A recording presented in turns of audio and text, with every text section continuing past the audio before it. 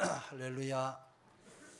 오늘은 우리 민족이 일본의 36년 동안의 폭정과 억압과 고통 가운데서 하나님의 은혜로 해방된 지 이제 67주년이 되는 광복절 주간 아침입니다.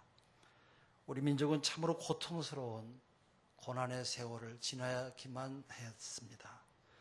일본은 1910년 8월 29일 한일 합방을 통해서 정치적으로는 우리의 주권과 국민의 자유를 빼앗았고, 그때부터 우리 민족은 일본의 억압을 당하면서 수많은 재산을 빼앗기고 농사를 지으면 곡물들을 공출당하였으며, 청년들은 군대에 끌려갔고 장년들은 징용에 끌려가서 강제노역에 시달리면서 나라 잃은 서러움을 몸으로 겪으며 수많은 아픔과 고난을 당하였던 것입니다.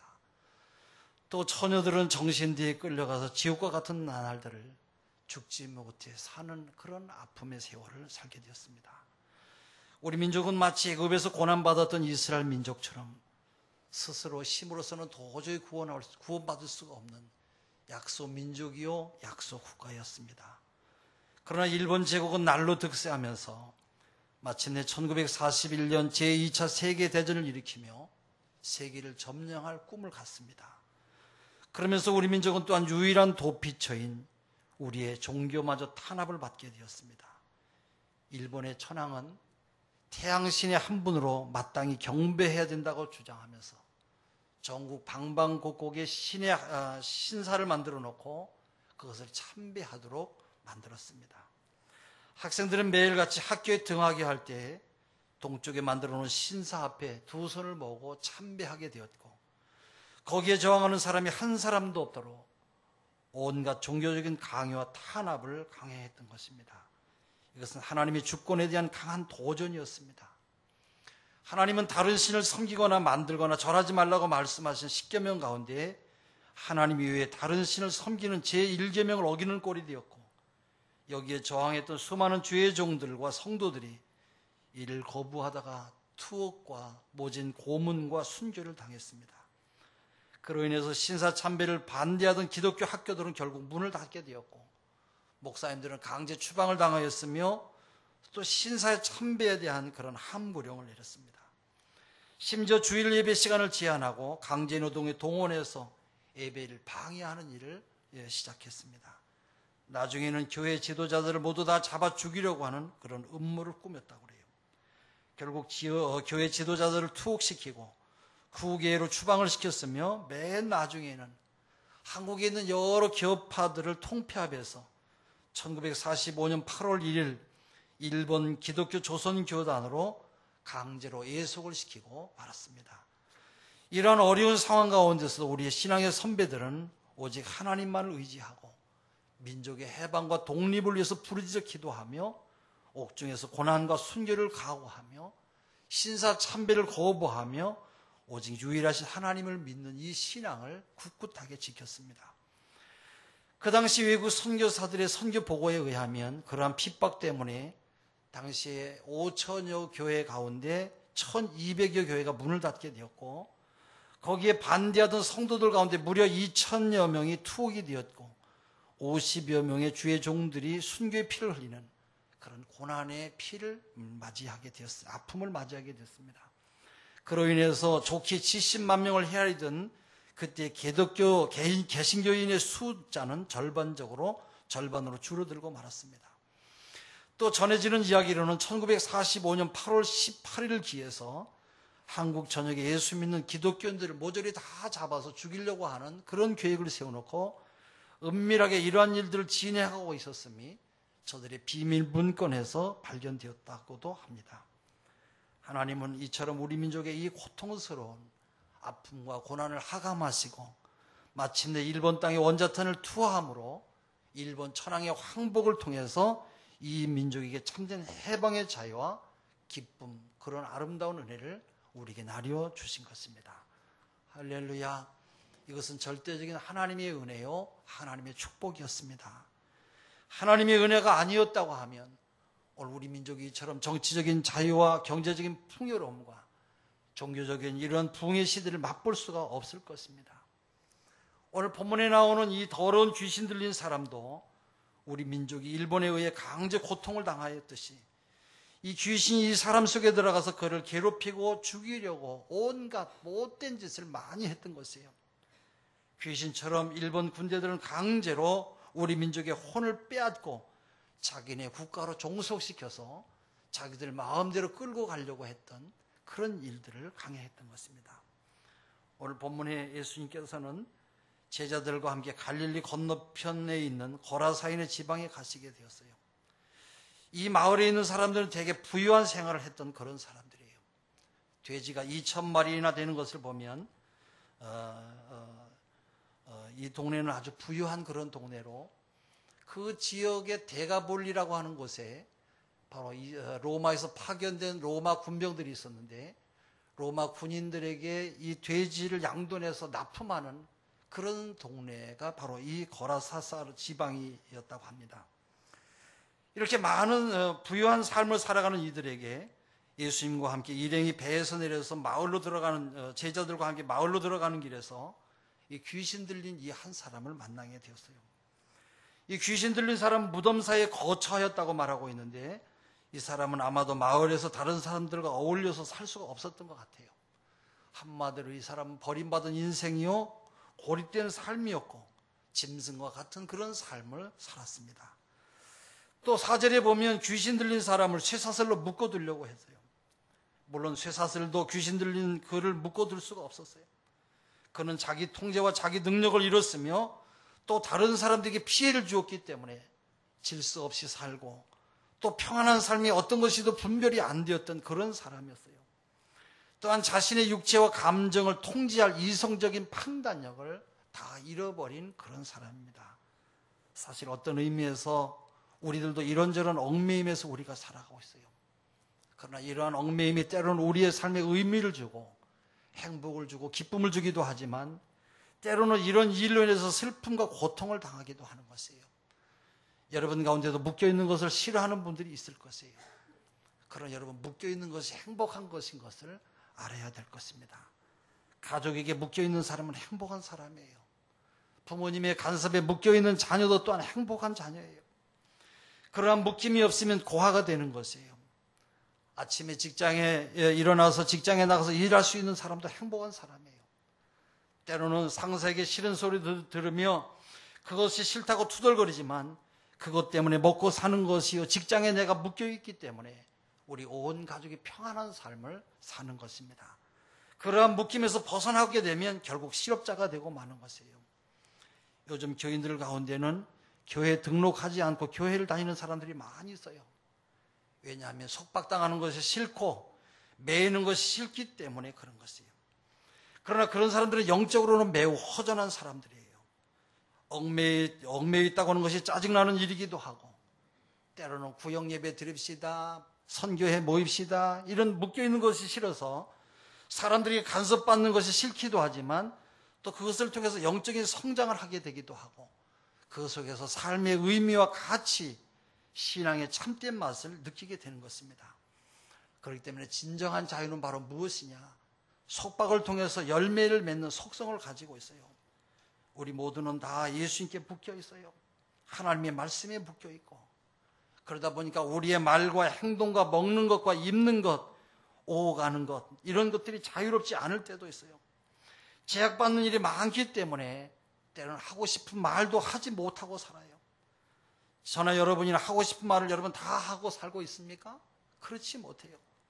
예수 믿는 사람이기 때문에, 목사이기 때문에 내가 꾹꾹 참으며 살아가는 일들이 많이 있어요. 저도 하고 싶은 말이 많이 있어요. 생각나는 대로 말한다고 하면 속이 후련할 것 같지만 그렇게 하지 못해요. 먹는 것도, 가고 싶은 것도, 또 모든 것을 내 마음대로 할 수가 없어요. 왜냐하면 우리는 예수님께 묶여있고 하나님 말씀에 묶여있기 때문인 것이에요. 그래서 묶여있는 사람, 바로 이 사람은 행복한 사람이에요. 그러나 묶여있지 않는 사람은 불쌍한 사람일 수도 있어요. 혹시 여러분 가운데 교회에 등록하지 않고 신앙생활 하시는 분이 계시다고 하면 꼭 우리 신기총회가 아니라도 여러분 좋습니다. 교회를 통해 등록해서 교회에 적을 두고 신앙생활을 해야 돼요.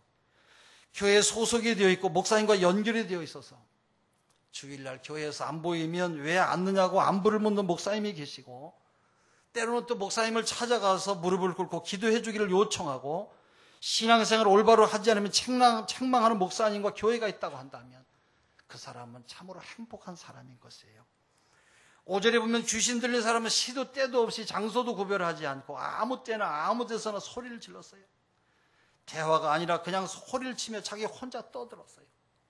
이 사람은 언어를 잃어버렸고 사람들과의 대화가 단절이 되어서 혼자서 짐승 울음소리 같은 그런 소리를 낼 뿐이었고, 또 계속해서 그는 돌로 자기의 몸을 상하게 만들고 있었어요. 돌을 가지고 자기의 몸을 찢으면서 자기의 몸을 상하게 하고 있다는 거예요. 정상적인 사람이 아니에요. 육체적인 고통도 괴로움을 느끼지 못하며 살아가는 아주 불쌍한 그런 사람이에요. 이처럼 귀신 들린 사람, 버림받은 사람, 쓸모없는 인생이 바로 오늘 예수님을 만나게 되었어요. 여러분, 우리 인생에 있어서 내가 누구를 만나느냐 하는 것은 아주 중요한 일이에요. 길을 가다가도 여러분 좋은 사람을 만나야 돼요. 물에 가서도 산에 가서도 좋은 사람을 만나야 돼요. 이사를 가도, 내가 아파트로 이사를 가든지 주택으로 이사를 가든지 여러분 좋은 이웃을 만나야 돼요. 자동차에서도 비행기에서도 좋은 사람을 만나야 돼요. 좋은 사람과 함께 타야지 비행기에서 테러범을 만나면 함께 목숨을 잃게 돼요. 이처럼 누구를 만나느냐 하는 것은 참으로 좋은 것이에요. 중요한 것이에요. 여러분, 좋은 만남이 있기를 주의 이름으로 축원합니다. 그러나 예수 믿는 사람이 알아야 될 것이 있는데, 사람들은 병이 들면 그 사람에 대해서 좋지 않게 말해요. 저 사람 죄 지어서 병 들었다고 말하고요. 저 사람 왜 죄를 지어서 귀신이 들렸다고 말하는 사람들이 있어요. 이웃을 향해서 그렇게 함부로 나 하고 싶은 대로 말을 막 하면 안 되는 거예요. 성경을 보면 여러분, 병은 나이를 먹으면서 일어나는 자연적인 그런 현상. 하나님께서 사람을 100년, 200년, 1000년, 2000년 그렇게 살게 만들진 않으셨어요. 하나님께서 세우신 질서에 따라서 죽이기도 하시고 새로운 사람이 태어나기도 하는 것이에요. 그래서 질서에 따라서 나이가 들면 아파서 죽는 병을 우리는 노환이라고 그래요. 그런 사람들을 보고 여러분 귀신 들렸다, 죄를 많이 지어서 그랬나 보다라고 우리가 그렇게 말하면 안 되는 것이에요. 그런가 하면 하나님은 이스라엘 백성들이나 개인이 하나님 앞에 죄를 범했을 때, 또 아니면 불순종할 때 징계의 수단으로 그들을 질병을 통해서 하나님의 뜻을 깨닫게 하기도 했어요. 신명기 28장 20절, 열왕기하 15장 5절, 역대상 21장, 역대하 26장. 이렇게 하나님께서 여러 가지 하나님의 뜻을 알게 하기 위해서 질병을 통해서 사람을 만들어 가시기도 했어요. 또 하나는 하나님이 하시는 일이나 하나님의 영광을 드러내기 위해서 때로는 병을 주시기도 했고, 어떤 경우에는 하나님의 섭리로 병을 얻게 되기도 했어요. 요한복음 9장에서부터 11장에 나오죠. 또 욥과 같은 사람은 병을 통해서 하나님 앞에 정결하고 귀한 사람으로 새로 거듭나는 것들도 우리가 있음을 알게 돼요.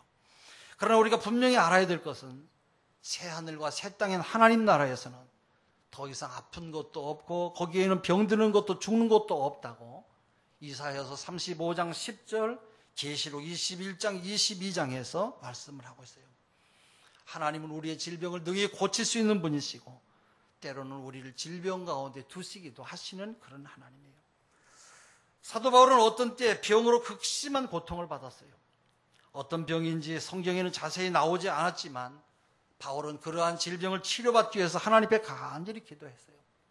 3번을 하나님 앞에 간절히 기도해서도 고침을 받지 못했어요. 하나님은 오히려 사도 바울에게 내 은혜가 네게 족하도다. 이는 내 능력이 약한 데서 온전하여 짐이라고 응답을 하셨어요. 또 하나님은 이스라엘의 왕이었던 히스기야 왕의 병을 고쳐주시기도 했지만 사도 바울의 질병은 고쳐주시지 아니하고 그대로 그 병을 버려두시기도 했어요. 그렇기 때문에 우리 그리스도인들은 범사의 말을 조심해야 돼요.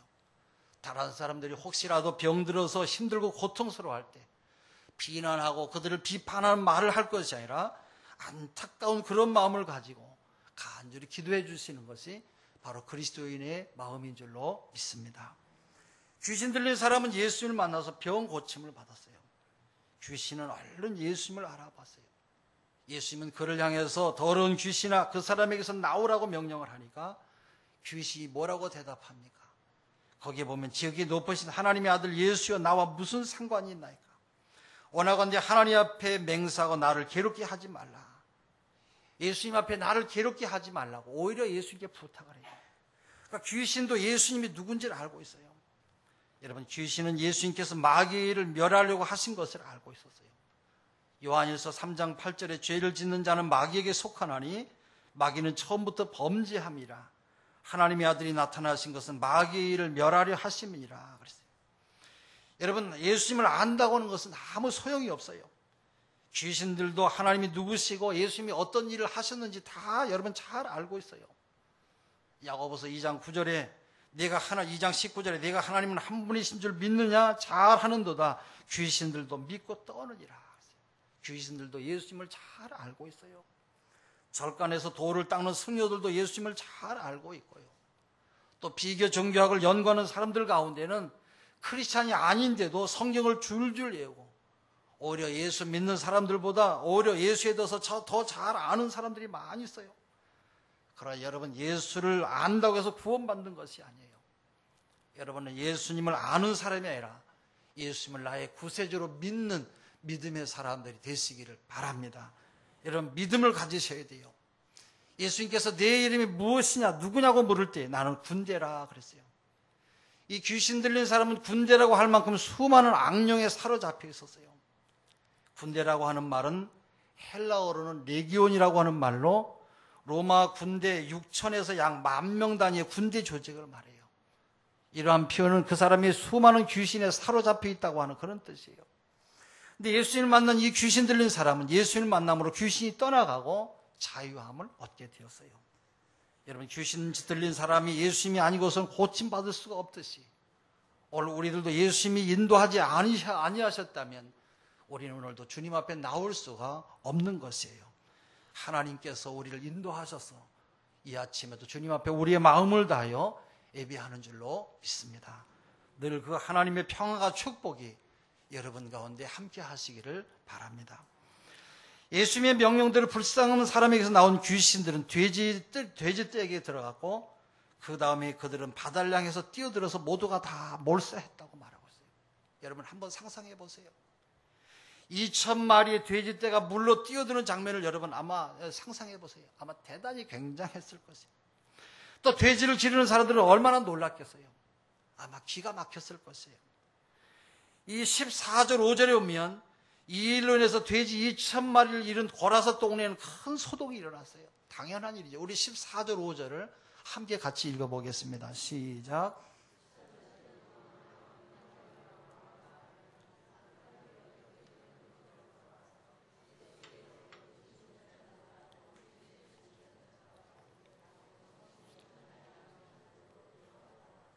예, 온전하여 앉아있는 것을 보고 두려워했더라.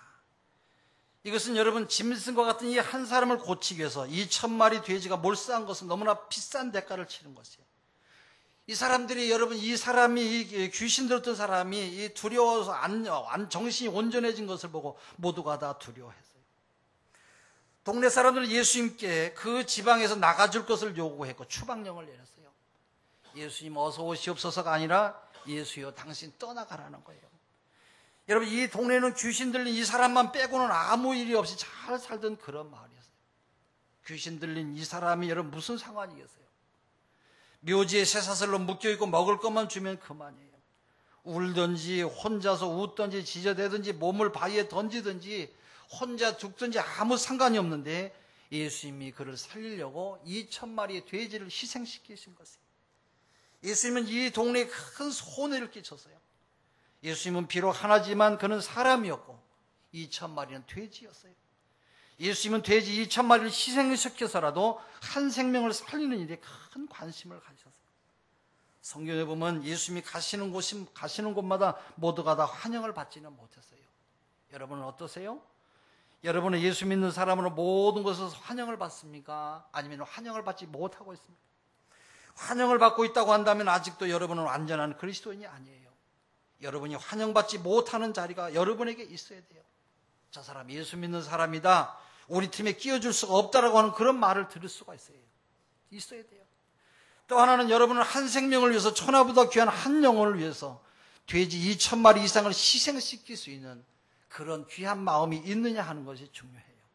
친구를 전도하기 위해서, 아니면 한 생명을 건지기 위해서, 아니면 예수 이름으로 봉사하기 위해서 여러분이 몸의 진동을 느낄 만큼 희생하고 손해를 보시겠냐 말이에요. 정상적인 우리 사람의 체온이 섭씨 37도에서 8도라고 말하지요. 이 온도는 굉장히 뜨거운 온도로서 우리가 목욕탕에 들어갈 때 뜨거워 그러는 이 온도가 41도라고 그래요. 41도이기 때문에 그런 것이고, 소변을 보고 나서 진저리를 치고 나는 것은 바로 오줌보에 따뜻한 소변이 빠지니까 몸의 한기를 느끼면서 그 열을 보충하기 위해서 몸을 떠는 것이라는 거예요. 여러분, 소변을 보고서라도 진저리를 쳐야 된다고 한다면 오늘 우리가 예수의 이름으로 희생하고 몸에서 빠져나간 것이 있음을 느낄 만큼 전도는 내가 희생해야지만 되는 것이에요. 한 영혼을 구원하기 위해서, 봉사하기 위해서 바로 희생하고 손해보는 것이 없이 어떻게 여러분 한 영혼을 하나님 앞으로 인도할 수가 있겠습니까? 거라사인들이 예수님께 마을에 들어오지 말고 떠나라고 했던 이 동네를 뒤에 두고 예수님은 다른 곳으로 떠나려고 할 때에 고침받은 사람이 예수님께 쫓아와서 주님, 내가 주님을 따라가겠습니다 부탁을 해요. 멀찍이라도 좋으니까 존경하는 예수님을 따라서 주님과 함께 살고 싶다고 하는 그런 부탁이에요. 그러나 예수님께서 한마디로 거절하면서 집으로 돌아가서 내가 내게 어떤 일을 했는지, 얼마나 큰 일을 했는지 많은 사람들에게 알게 하라고 말씀하셨어요. 어떤 때는 예수님께서 병 고침받은 것을 사람들에게 말하지 말라고 했는데 오늘 본문에서는 알려주라고 말했어요. 이것은 유대 땅에는 예수님을 대적하는 무리들과 기적만 보기를 원하는 사람들이 있어서 기적이 왜곡될 염려가 있기 때문에 말하지 말라고 하셨지만 여기에서는 그럴 필요가 없었는지 말하라고 하셨어요. 여러분, 사람은 드러낼 때와 침묵할 때가 있어요. 우리가 성경을 읽어도 어느 한쪽만 보면서 반드시 이래야 된다고 단정지어서 내 마음대로 말하면 안 돼요. 예수님은 병 고침받은 사람에게 네가 정들었던 곳, 네가 잘하는 곳, 네가 귀신 들렸던 것을 아는 사람들 속에 가서 그 사람들과 함께 살면서 빛과 소금의 역할을 감당하라고 말씀하신 것이에요. 이런 병원에서 내가 치료받았다고 해서 병원에 가서 살아야 됩니까?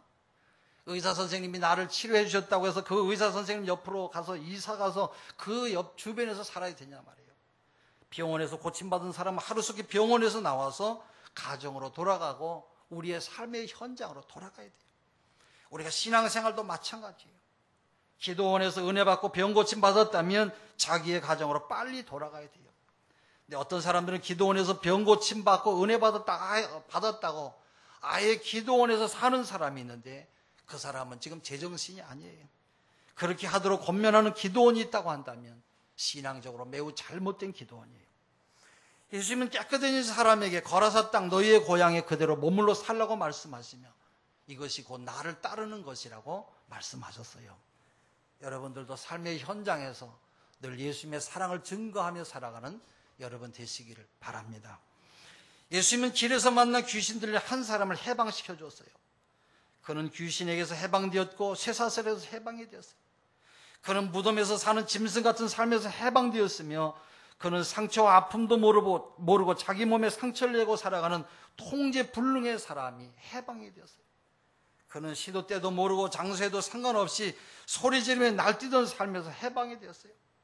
비로소 가족과 동네로 돌아갈 수 있게 되었고 친구와 일터로 돌아갈 수가 있게 되었어요.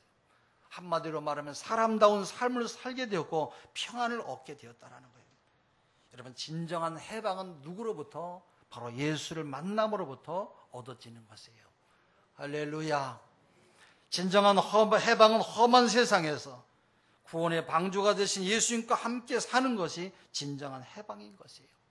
예수님은 길이요 진리요 생명이시며 미시며 부활과 영생을 우리에게 주셨어요. 우리가 아무리 힘들고 어려운 고통과 어려운 일이 있어도 합력해서 선을 이루시 하나님의 뜻을 바라보며 승리하는 여러분의 삶이 되시기를 바랍니다. 우리가 때때로 믿음 가운데서 살다 보면 세상 사람들 우리를 잘 이해하지 못하기도 하고요. 때로는 우리를 한심한 사람으로 여기기도 하고 때로는 불쌍한 사람으로 여길 때도 있어요. 고린도전서 15장 19절에 만일 그리스도 안에서 우리의 바라는 것이 다만 이생뿐이면 모든 사람 가운데 우리가 더욱 불쌍한 자니라. 여러분, 우리는 불쌍한 사람이 아니에요. 불쌍한 사람이 아니기 때문에 어려움이 있어도 우리는 흔들리지 말아야 돼요. 고린도전서 15장 58절에 견고하며 흔들리지 말며 항상 주의 일에 더욱 힘쓰는 자가 되라. 흔들리지 말고 견고한 사람이 되라고 한 것은 우리는 불쌍한 사람이 아니기 때문에 그래요. 여러분, 사단은 우리 인간의 약점만 공격하지 않아요. 그렇기 때문에 우리는 자기 자신의 좋은 점에 대해서도 너무 과신해서도 안 되고, 또 그것을 우리가 자랑해서도 안 될 것이에요. 배운 지식이 많은 사람, 건강한 사람, 지위가 높은 사람, 또 가진 것이 많은 사람은 내가 가지고 있는 좋은 장점을 가지고 하나님께서 주신 이 귀한 것을 가지고 교만하면 안 돼요. 때로는 그 좋은 점이 오히려 사단의 공격을 받고 사단에게 쓰임 받을 수도 있어요. 구약 성경에 나오는 삼손은 힘이 센 사람이었지만, 그러나 그는 사단은 삼손의 힘을 이용해서 주님으로부터 버림을 당하는 불쌍한 사람을 만들고 말았어요.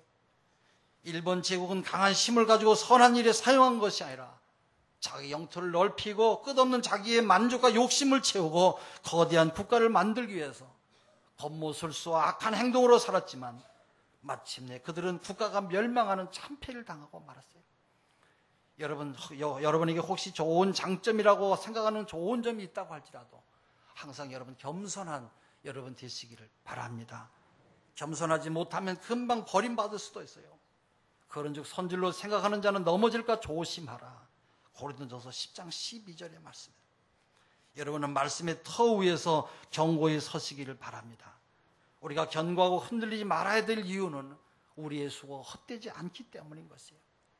우리의 수고가 주 안에서 헛되지 않을 것을 분명히 믿는다고 하면 참된 해방은 예수 그리스도를 만남으로, 예수 그리스도를 믿음으로 얻는 것인 것을 잊지 마시기를 바랍니다. 기도하겠습니다. 우리 민족에게